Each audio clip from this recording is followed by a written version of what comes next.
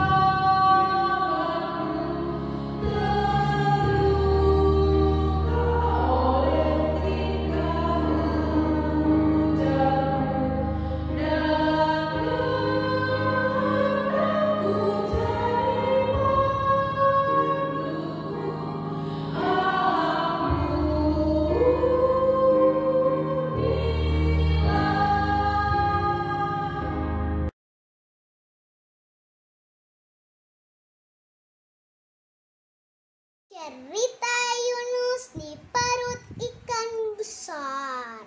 Cerita ini diambil dari kitab Yunus pasal 1 dan 2. Pada suatu hari Tuhan menyuruh Yunus untuk pergi ke Niniwe. Tetapi Yunus tidak menuruti perintah Tuhan. Yunus malah pergi ke Tarsis. Pada suatu hari datanglah angin kencang menghantam kapal, sehingga kapal itu hampir hancur. Mereka semua di dalam kapal sangat ketakutan. Mereka semua membuang barang-barang di kapal, buang ke laut. Lalu saat itu Yunus lagi tertidur pulas. Lalu teman-teman Yunus membangunkan Yunus. Yunus, bangunlah. Kamu akan berdoa kepada Allahmu. Semoga Dia menyelamatkan kita. Yunus berkata, angkatlah dan buanglah aku ke laut. Ini semua karenaku tidak menuruti perintah Tuhan. Lalu mereka membuang Yunus ke laut. Tiba-tiba datanglah ikan besar menelan Yunus selama 3 hari 3 malam. Tetapi Yunus tetap berdoa kepada Tuhan, memuji Tuhan. Karena Tuhan masih mengasihi Yunus, Tuhan pun memerintahkan ikan besar itu untuk mengeluarkan Yunus dari perutnya ke darat. Terima kasih.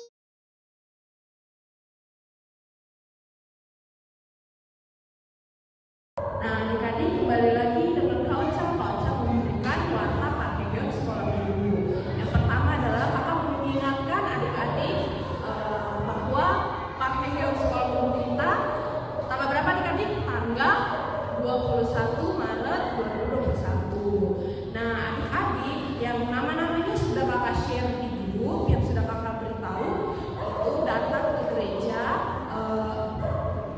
Datang ke gereja seperti biasa jam 9 kita ibadah Parkeon. Nah, untuk adik-adik yang tidak datang Parkeon, tidak bisa datang Parkeon atau yang belum berumur 12 tahun dapat mengikuti ibadah via Zoom. Nanti linknya kakak akan share di grup orang tua. Jadi adik-adik bisa melihat dan juga mengikuti ibadah Parkeonnya dari rumah. Nah, adik-adik kakak juga mengingatkan jangan lupa menggunakan seragam garis lengkap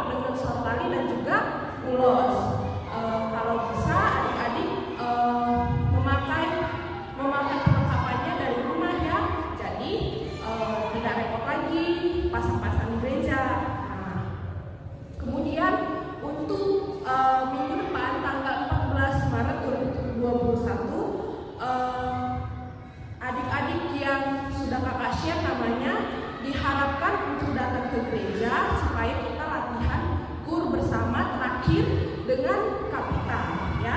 Jadi di latihan terakhir kita, adik-adik kalau bisa sudah menghafal lagunya, sudah menghafal tariannya juga yang sudah diberikan kapita yang sudah di-share di grup.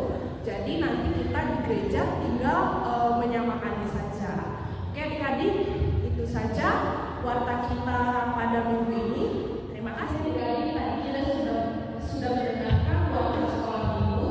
Sekarang kita mau memasuki firman Tuhan, kita melakukan firman Tuhan yang dibawa oleh Sindua. Kita sama-sama menyanyi dari Ibu nomor 394, berserah kepada Yesus. Yuk.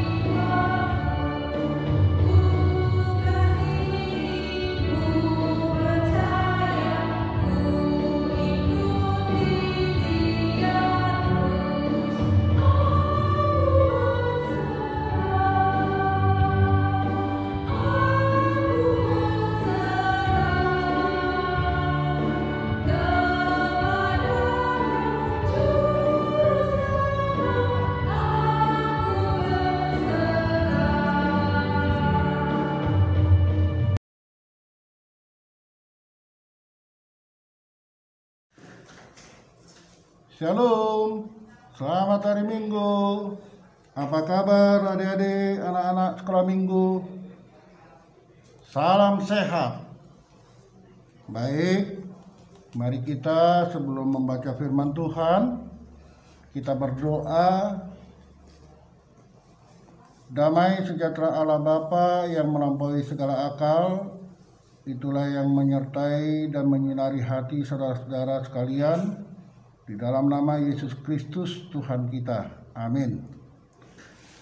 Ya baik adik-adik yang terkasih, di dalam nama Tuhan Yesus Kristus, firman Tuhan yang hendak menyapa kita di Minggu Okuli hari ini diambil dari kitab Injil Markus pasal 14 dimulai dari ayat 43 sampai dengan ayat 50. Amang akan bacakan.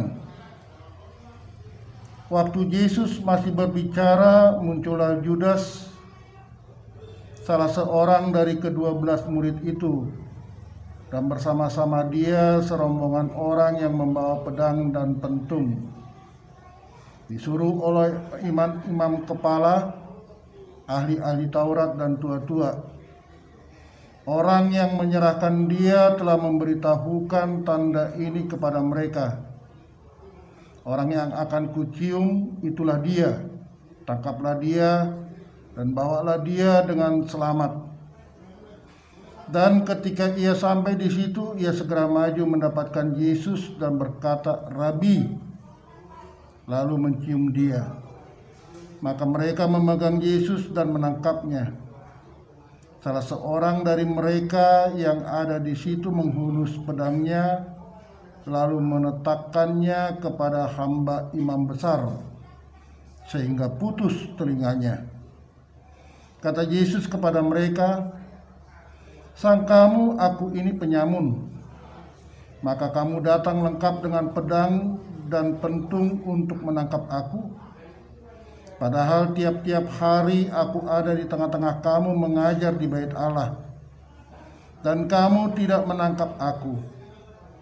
Tetapi haruslah digenapi yang tertulis dalam kitab suci. Lalu semua murid itu meninggalkan dia dan melarikan diri. Demikian firman Tuhan. Adik-adik yang dikasihi Tuhan Yesus Kristus,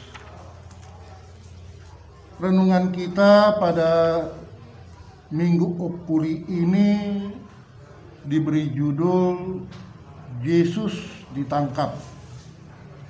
Tentu di saat kita mendengar jika ada seseorang yang ditangkap, maka akan terlintas di dalam pikiran kita, orang yang ditangkap itu pasti memiliki kesalahan, pasti sudah melanggar hukum, pasti sudah merugikan orang sehingga dia ditangkap. Yesus ditangkap bukan karena kesalahan. Yesus ditangkap bukan karena memiliki dosa. Yesus ditangkap bukan karena melanggar hukum, tetapi Yesus ditangkap karena dihasut oleh orang-orang yang tidak menyukai kehadiran Yesus. Kenapa?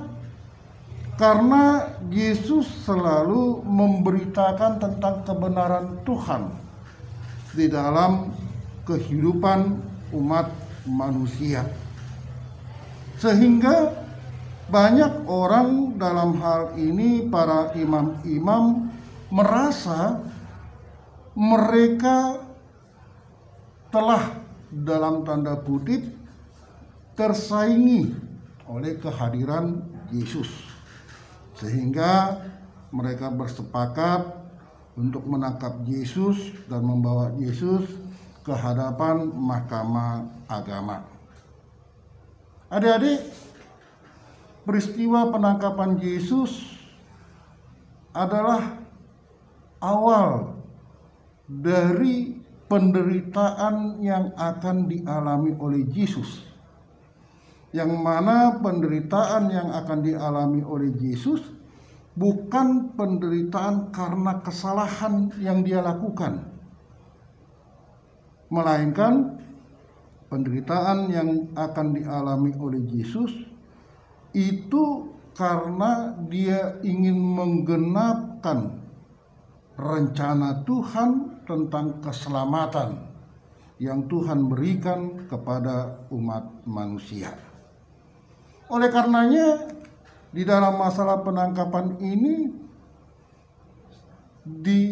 kita bisa lihat justru orang yang terdekat yang tidak suka dengan Yesus, yaitu Judas. Bagaimana caranya? Dia mencium Yesus, seakan-akan itu menunjukkan bahwa dia mengasihi Yesus. Padahal justru di saat dia mencium Yesus, itulah cara dia menunjukkan kepada para imam, ahli-ahli Taurat dan tua-tua Yahudi, siapa orang yang harus dia tangkap, siapa orang yang harus mereka giring ke mahkamah agama.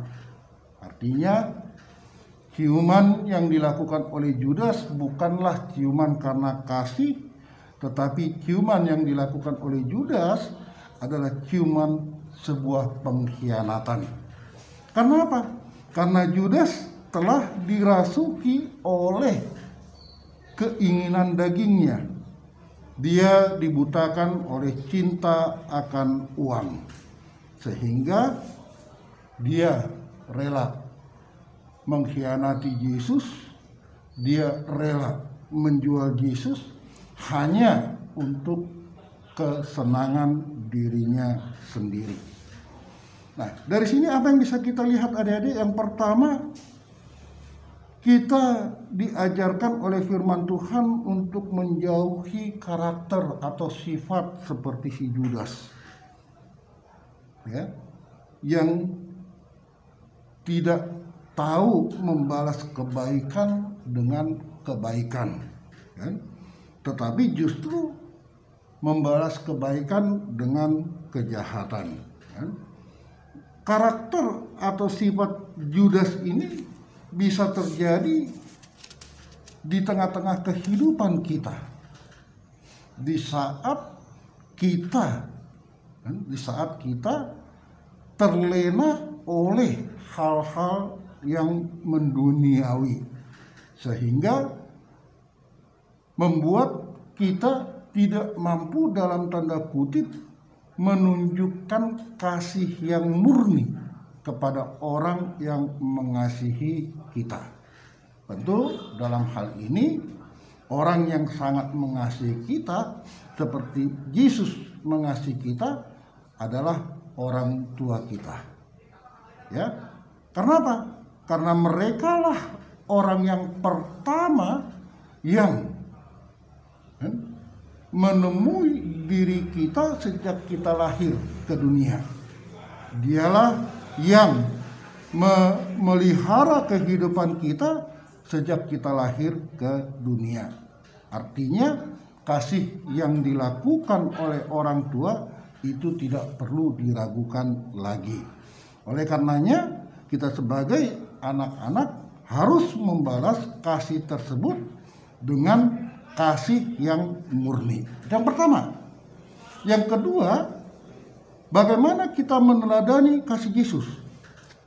Ya. Nah, di sini kita bisa lihat kan bagaimana Yesus mengasihi semua murid-muridnya. Walaupun Judas sudah berkhianat menjual Yesus, tetapi Yesus tidak benci. Yesus tidak dendam. Justru Yesus mengasihi dia. Nah, kita lihat, meskipun Yesus telah ditangkap dan Judas ikut serta menangkap Yesus bersama para imam, Yesus tidak membencinya. Yesus tidak dendam sama sekali.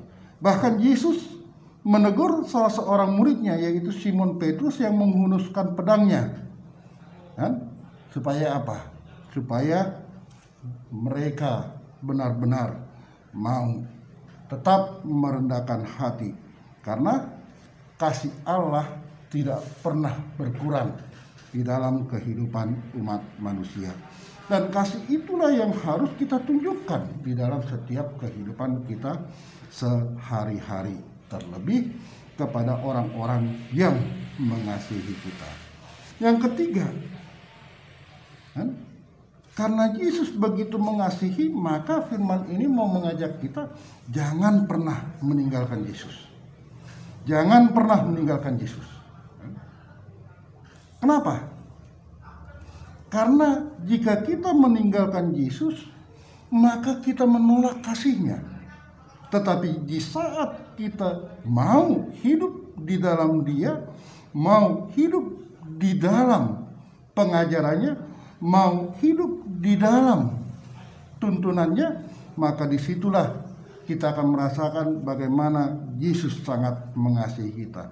Dan jika kasih itu benar-benar kita darah dagingkan di dalam kehidupan kita, maka disitulah kita merasakan karya-karya Tuhan nyata di tengah-tengah kehidupan kita. Oleh karenanya adik-adik, di Minggu Okuli ini firman Tuhan mau mengajak kita, marilah kita mengasihi Tuhan Yesus, karena Dia terlebih dahulu mengasihi kita.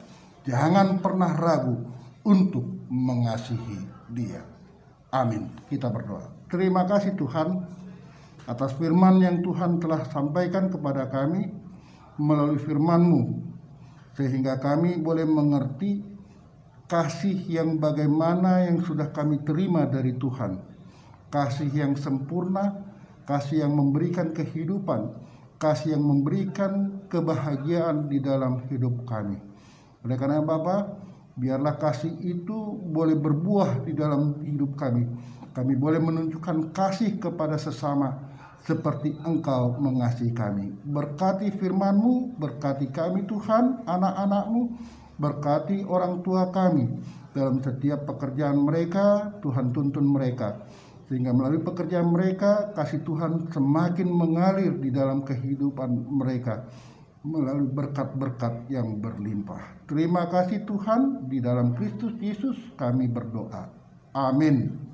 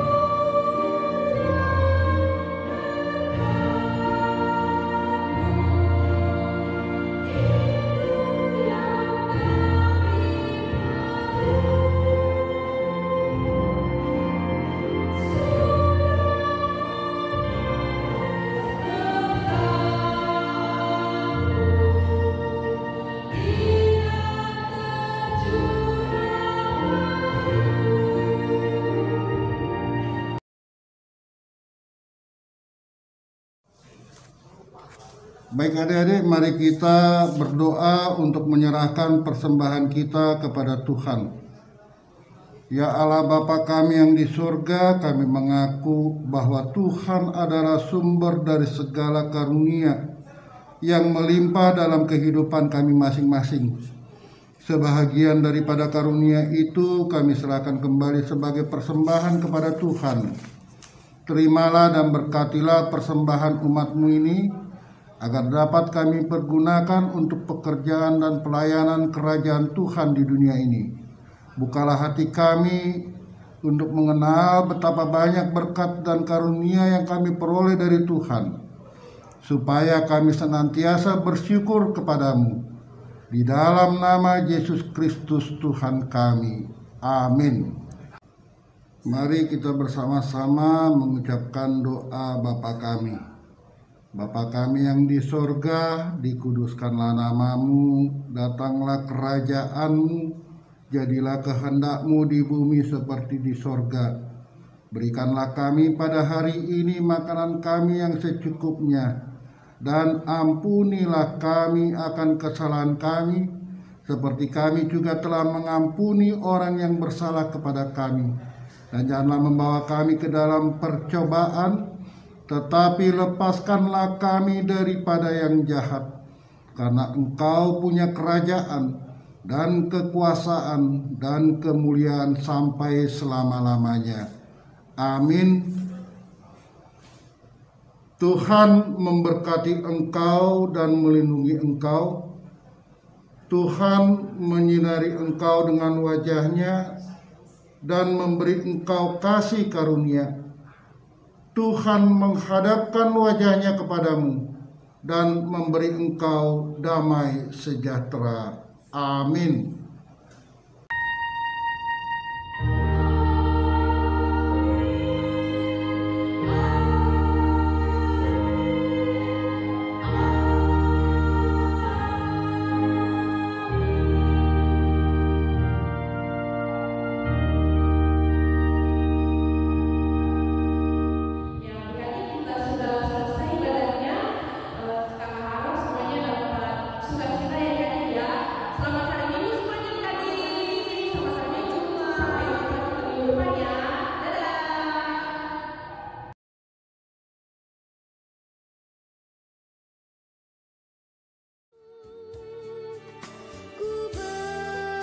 Bersyukur buat